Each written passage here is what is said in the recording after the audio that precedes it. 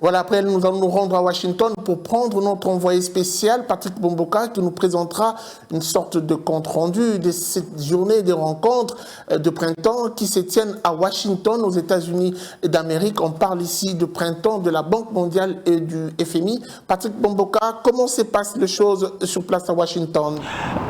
La délégation du gouvernement de la République démocratique du Congo poursuit des pourparlers à la fois avec le Fonds monétaire international et avec la Banque mondiale. Face à chacun de ces deux partenaires, le gouvernement congolais dispose des objectifs spécifiques, comme nous le précise le ministre d'État, ministre du Budget Aimé Boji, rencontré ici même à Washington.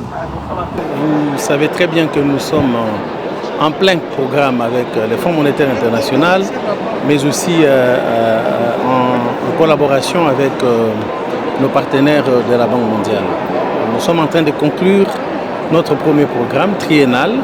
Nous en sommes à bientôt la 6e revue. Nous avons conclu la 5e revue au mois de juin, et là, au mois de décembre plutôt. Et là, nous sommes en train de conclure la 6e revue qui va marquer la fin de ce premier programme triennal.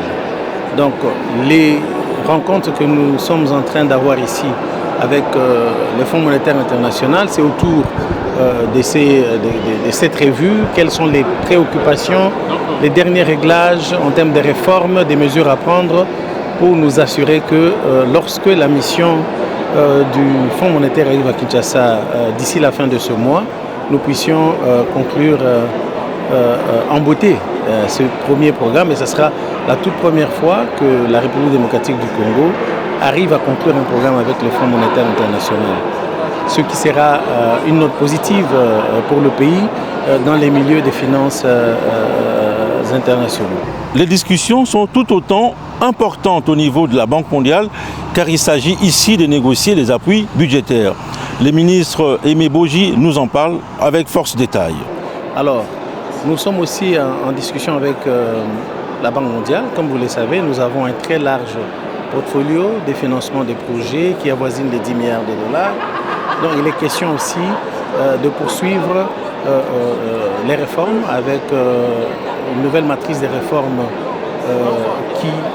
que nous devons mettre en place pour continuer à bénéficier de l'appui de la Banque mondiale qui finance, comme vous le savez, plusieurs projets dans les secteurs des infrastructures, de l'éducation et de la santé. Donc c'est dans ce cadre que nous nous retrouvons ici, dans une forte délégation avec le ministre des Finances et Madame le gouverneur de la Banque centrale du Congo et nos techniciens qui nous accompagnent comme d'habitude.